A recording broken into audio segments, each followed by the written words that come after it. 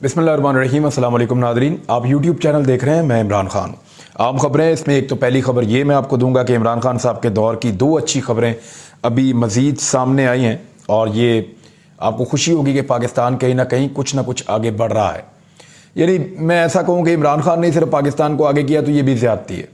मियाँ नवाज शरीफ के दौर में भी कुछ अच्छे काम हुए हैं, गो कि उनसे बहुत शिकवा है कि वो पाकिस्तान की अदालतों को चकमा देकर अपने करप्शन के पैसे का हिसाब दिए बगैर पाकिस्तान से निकल लिए। और यहीं से वो इख्तलाफ शुरू होता है जो बतौर सहाफ़ी मेरे दिमाग में आता है कि आप अपने आप को क्लियर करें, आपने पाकिस्तान में इतनी हुकूमत की है। लेकिन मियाँ साहब के दौर में पाकिस्तान कुछ आगे बढ़ा है, जरदारी साहब के दौर में भी आगे बढ़ा है, परवेज़ मुशर्रफ साहब के दौर में भी आगे बढ़ा है, और जो इमरान खान साहब के दौर के अच्छे काम हैं वो अभी तक सामने आ रहे हैं। लेकिन ये जो इम्पोर्टेड गवर्नमेंट अभी आई है ये ज़्यादा मायूस कर रही है, ये किसी भी फील्ड में बेहतर काम नहीं कर पाई।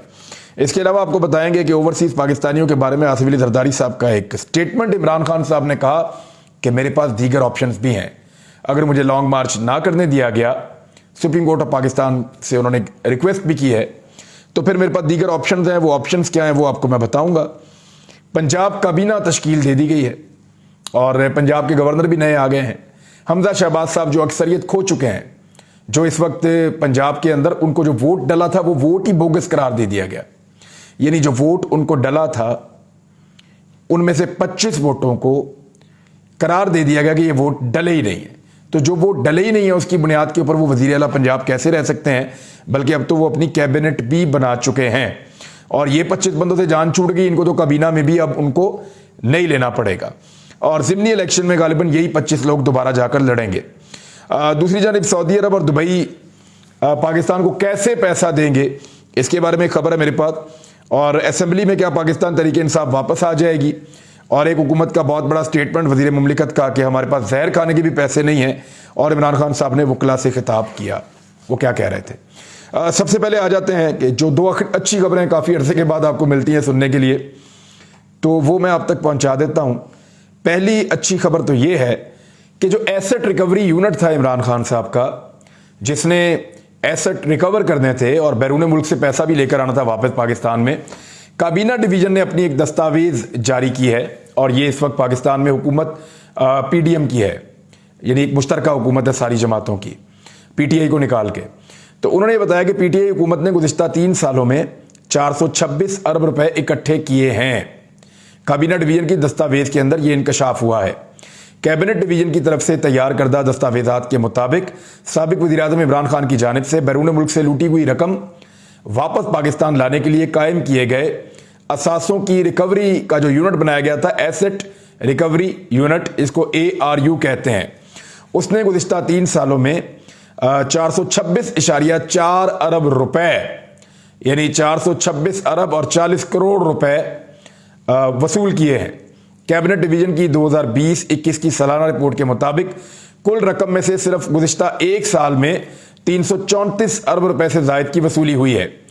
इसमें एक रकम जो है वो मलिक रियाज साहब वाली भी थी, लेकिन इतनी बड़ी तो नहीं थी, लेकिन उनकी रकम भी ठीक ठाक थी। मलिक रियाज साहब ने 190 मिलियन पाउंड जो है वो बरतानिया के अंदर उनका जो पकड़ा गया वो उन्होंने वापस किया था और वो भी पाकिस्तान आ गया।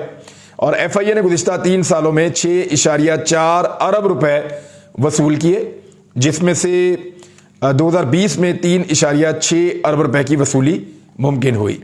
और अब ज़्यादा वसूलियाँ होनी थी क्योंकि FIA के केसेस मंतकी अंजाम तक पहुँच रहे थे। रेवेन्यू बॉडी ने ऑफशोर असासों पर 22.8 अरब रुपए के टैक्स की निशानदेही की थी, बशमूल मुत्तहिदा अरब अमारात और बरतानिया में जो जायदादें थी उन पे, और पनामा पेपर्स और पैराडाइज पेपर्स में शनाख्त किए गए असासों से माली साल 2021 में 5.6 अरब रुपए की वसूली हुई। दस्तावेजात के मुताबिक 30 अरब रुपए की रिकवरी भी बराह रास्त ARU यानी एसेट रिकवरी यूनिट से मंसूब है।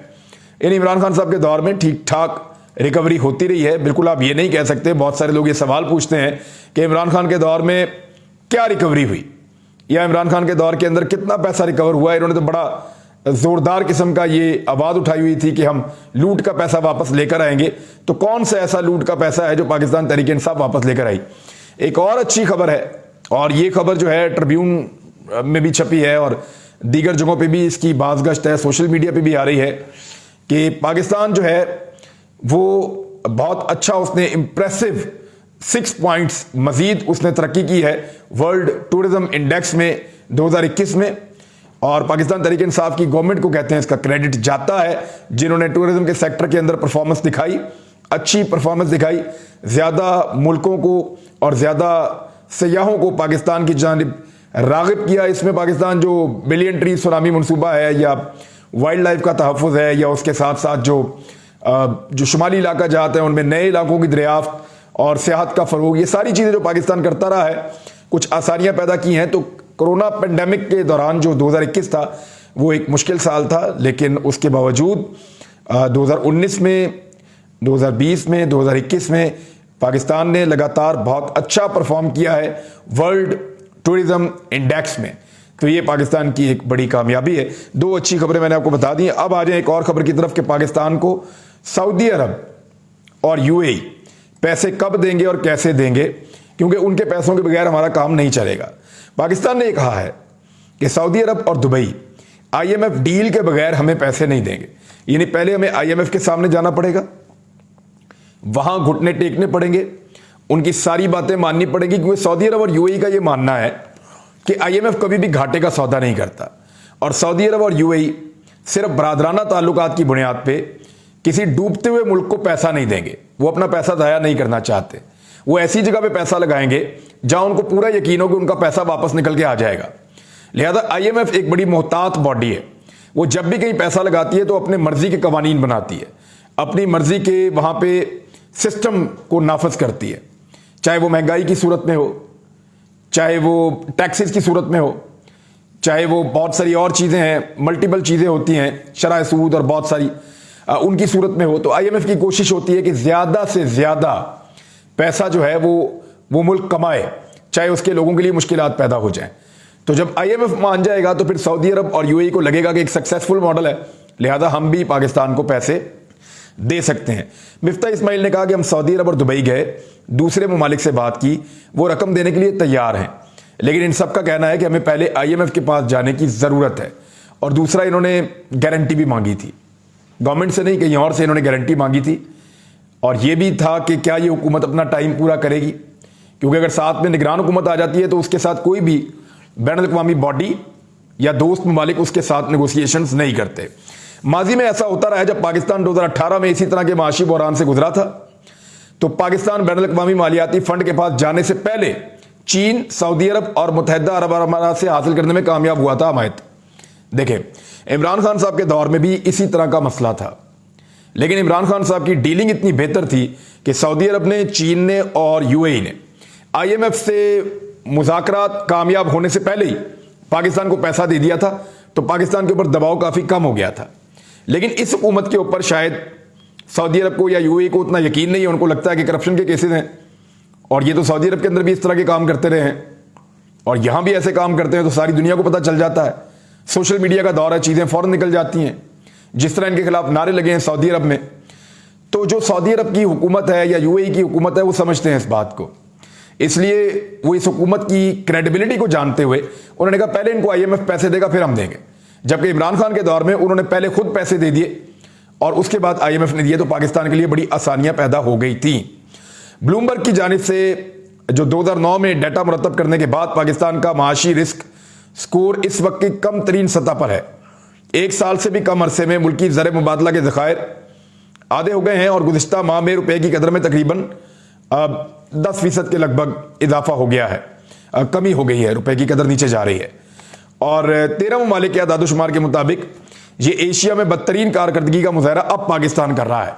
ये 1.5 महीने, पौने 2 महीने में पाकिस्तान को यहां पहुंचा दिया इस हुकूमत ने, वरना इससे पहले ये सारे इदारे पाकिस्तान के लिए बहुत बेहतर लिख रहे थे, चाहे ब्लूमबर्ग है, चाहे वो दीगर इदारे हैं, चाहे इकोनॉमिस्ट है, चाहे जितने भी वर्ल्ड क्लास इदारे हैं जो मईशत के ऊपर बात करते हैं, तो पाकिस्तान की तरक्की की शरह को, पाकिस्तान की टैक्स कलेक्शन को, पाकिस्तान की कोरोना हैंडलिंग को, पाकिस्तान की बढ़ती हुई रेमिटेंसेस को, पाकिस्तान की बढ़ती हुई एक्सपोर्ट्स को, इन तमाम चीज़ों को वो देख रहे थे एक पॉजिटिव इंडिकेटर के तौर पे कि पाकिस्तान आगे बढ़ेगा और निकल जाएगा प्रॉब्लम में से।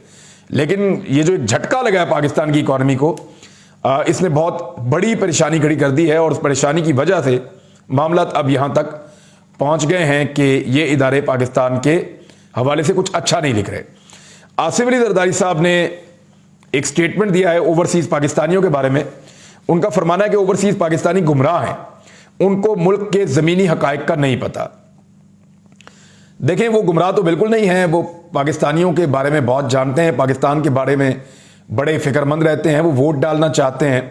सिर्फ वजह यह है कि उनका वोट क्योंकि पीपल्स पार्टी को नहीं डलेगा, या उनका वोट क्योंकि फजल रहमान साहब को और नून लीग को नहीं डलेगा, इसलिए उनको वोट डालने से ही रोक दिया जाए। लेकिन ये सुप्रीम कोर्ट ऑफ पाकिस्तान के हुक्मनामे के बाद साबिक वज़ीर आज़म इमरान खान साहब ने यह रास्ता बनाया था और ओवरसीज पाकिस्तानियों को वोट का हक दिया था। तो मेरे ख्याल में सुप्रीम कोर्ट ऑफ पाकिस्तान इसको रिवर्स नहीं होने देगी और ओवरसीज पाकिस्तानियों को वोट का हक मिलना चाहिए। वो बहुत मुहिब्बे वतन हैं, पाकिस्तान से प्यार करने वाले हैं और सालाना पाकिस्तान को 35 से 40 अरब डॉलर्स देते हैं। यानी 6 या 8 अरब डॉलर के लिए हम IMF के सामने लेटे हुए होते हैं, उनकी हर बात मान रहे होते हैं। तो ये 35-40 अरब डॉलर जो पाकिस्तान आते हैं, ओवरसीज पाकिस्तानी अपनी मोहब्बत में पाकिस्तान में भेजते हैं और अपने प्यारों को भेजते हैं। वो यहाँ पाकिस्तान में ही खर्च होता है पैसा, पाकिस्तान की इकॉनमी आगे बढ़ती है, तो इससे पाकिस्तान का फायदा होता है। लेकिन शायद पाकिस्तानियों के डॉलर्स चाहिए, पाउंड्स चाहिए, रियाल चाहिए, दिनार चाहिए, लेकिन पाकिस्तानियों का वोट का हक जो है वो इन पॉलिटिकल पार्टीज को बदकिस्मती से नहीं चाहिए। इमरान खान साहब ने वकला से भी खिताब किया है। जो वफाकी हुकूमत है वो वकला को फंड्स जारी कर रही है, 20 करोड़ रुपए के फंड्स दिए हैं, मजीद भी तवक्को है आने वाले दिनों में वो देंगे। और ऐसा लगता है कि ये वकला को एक तरह की, यानी लोग ये कह रहे हैं कि वकला को ब्राइब करने की कोशिश की जा रही है या उनको वकला को खरीदने की कोशिश की जा रही है। लेकिन ये बड़े गयूर लोग हैं और वकला क़यादत इस बात को समझती है। नौजवान वकला ख़ास तौर पर इस बात के बड़े कायल हैं कि आज़ादी और ख़ुद मुख्तारी की कोई कीमत नहीं होती। ये पैसा उनका हक है, उनके अपने टैक्स का पैसा है, ये उनका हक है, वो गवर्नमेंट से लें और अपने तरक्याती काम करें। वकला की तंजीमों के लिए, वकला की फलाह बहबूद के लिए जितना काम कर सकते हैं वो करें, लेकिन साथ ही साथ वो पाकिस्तान की आज़ादी और ख़ुद मुख्तारी के लिए भी आवाज़ उठाते रहेंगे, अपने अपने ज़मीर की आवाज़ के ऊपर लब्बैक कहते हुए। और वो नज़र आ रहा है, इमरान खान साहब ने पेशावर में वकला से खिताब किया और वहाँ बड़ा धुआंधार उनका खिताब था। एक जो वज़ीर मुमलिकत है उनका स्टेटमेंट आया कि जहर खाने के भी पैसे नहीं बचे। हालांकि थोड़ा अर्सा पहले जो मईशत के इंडिकेटर से वो बहुत अच्छे थे, अगर तो पैसे जहर खाने के लिए भी नहीं बचे तो शहबाज शरीफ साहब ने 28 अरब रुपए की सब्सिडी कैसे अनाउंस की। फिर बहुत सारी सब्सिडी जो पब्लिक को दी जा रही है वो कहाँ से दी जा रही हैं, जितने मनसूबे और प्रोजेक्ट आप अगर शुरू कर रहे हैं तो वो कहाँ से शुरू कर रहे हैं। और करोड़ों रुपया जो है वो वज़ीर आज़म हाउस के अंदर लग रहा है, उसकी तज़ीन और आइश के ऊपर खाने खाने का बेहतरीन बंदोबस्त हो रहा है, ज़ोहराने हो रहे हैं, इशाइये हो रहे हैं। तो ये पैसा कहाँ से आ रहा है? ये वही पैसा है जो इमरान खान साहब जमा करके गए थे और अब मौजूदा इंपोर्टेड हुकूमत उसको बेदर्दी के साथ खर्च कर रही है और बहुत तेज़ी से खर्च कर रही है। इमरान खान साहब ने जो अपना आखिरी ऑप्शन बताया वो मैं आपके सामने रख देता हूँ। उन्होंने कहा जी मज़ीद ऑप्शन भी हमारे पास मौजूद हैं, सिर्फ ऐसा नहीं है कि हमें एक लॉन्ग मार्च ही करना है या आज़ादी मार्च लेकर इस्लामाबाद आना है। एक्चुअली उन्होंने सारा मामला सुप्रीम कोर्ट ऑफ पाकिस्तान के सामने रखा है और वहाँ दरख्वास्त की है कि हमें पुरअमन एहतजाज का हक दिया जाए। हम एक लॉन्ग मार्च लेकर इस्लामाबाद आना चाहते हैं, रुकावटें ना डाली जाएं, जो शहरी आना चाहते हैं उनको आने दिया जाए, ये उनका जमहूरी हक है। जैसे हमने मौलाना फजल रहमान साहब को 2 मरतबा आने दिया, जैसे PMLN ने जितने दिल किए जलसे किए पाकिस्तान भर में उनको कभी नहीं रोका गया, जैसा कि PMLN लॉन्ग मार्च लेकर आई इस्लामाबाद तक, जैसा कि बिलावल भुट्टो जरदारी सिंध से लॉन्ग मार्च लेकर आए इस्लामाबाद तक, तो किसी ने उनको कहीं नहीं रोका। सिंध और पंजाब के बॉर्डर को बंद नहीं किया गया, पंजाब से इस्लामाबाद के बॉर्डर को बंद नहीं किया गया।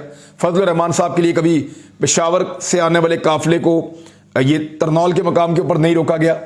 तो ये इमरान खान साहब ने एक जमहूरी प्रैक्टिस की है कि ना किसी पे टॉर्चर किया। इन पॉलिटिकल मामलात में, पॉलिटिकल मामलात के हटके उनके ऊपर भी बहुत सारे एलिगेशन है। यहां जब सरकारी मुलाजमीन एहतजाज कर रहे थे तो बदतरीन शेलिंग हुई थी उनके ऊपर इमरान खान साहब के दौर में।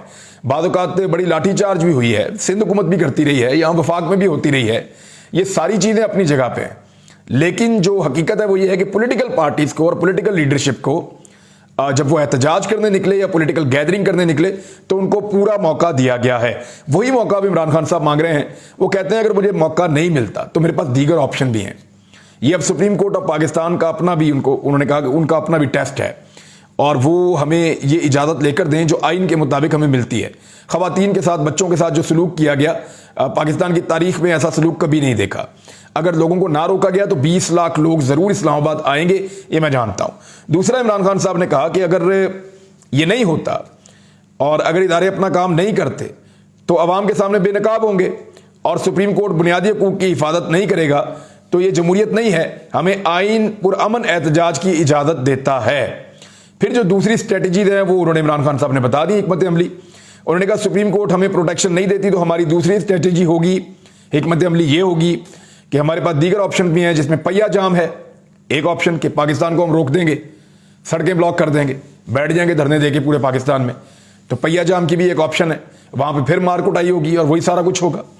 दूसरा, उन्होंने कहा कि शटर डाउन की एक हमारे पास ऑप्शन मौजूद है, हम हड़ताल करा देंगे पाकिस्तान में, तो लॉकडाउन टाइप की एक सिचुएशन, शटर डाउन टाइप की एक सिचुएशन वो कह रहे हैं ये भी हो सकती है। तो ये इमरान खान साहब की हिकमत अमली हो सकती है आने वाले दिनों में। देखना यह है कि वो क्या करते हैं। बहरहाल एक डिबेट चल रही है और इस पर आप अपनी राय जरूर दीजिएगा। कौमी असम्बली में अपोजिशन लीडर राजा रियाज हैं, वो शहबाज शरीफ साहब के साथ मिलकर बड़ी अहम तैनातियां कर रहे हैं। अगर इमरान खान साहब का अपोजिशन लीडर होता मिसाल के तौर पर असद उमर या शाह महमूद कुरैशी, तो ये तैनातियां पीटीआई मिलकर कर रही होती। तो क्या पीटीआई को, ये बहस उनके अंदर भी चल रही है, कौमी असम्बली को वापस रीज्वाइन करना चाहिए या नहीं करना चाहिए?